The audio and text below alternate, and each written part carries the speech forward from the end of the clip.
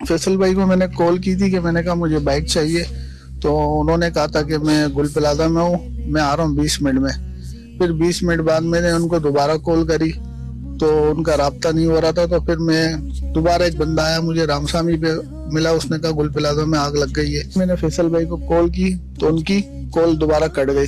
फिर मैंने कॉल की तो उन्होंने कहा कि मैं बस बहुत फंस गया हूँ, यहाँ पे आग बहुत शदीद हो गई है, लिहाजा मैं नहीं बच सकता, बस मेरे बच्चों का ख्याल कीजिएगा। ये आका की दुखियारी उम्मत है या रब।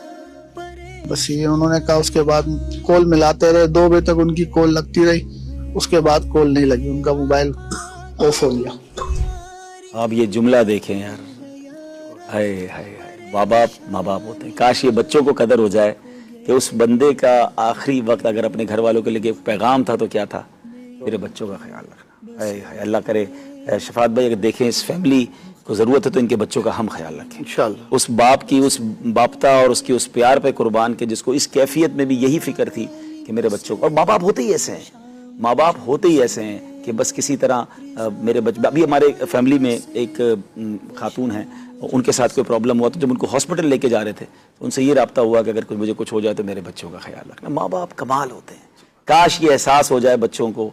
और अल्लाह पाक हमारे फैसल नाम था उनका, अल्लाह उनकी मगफिरत फरमाए, दर्जात बुलंद फरमाए। अल्लाह करे अभी भी देखें ऐसा हुआ है, हिस्ट्री में ऐसे वाकयात ज़रूर हैं कि कई कई दिन के बाद भी लोग जिंदा बाहर आए। हम अल्लाह से दुआ ही करते हैं।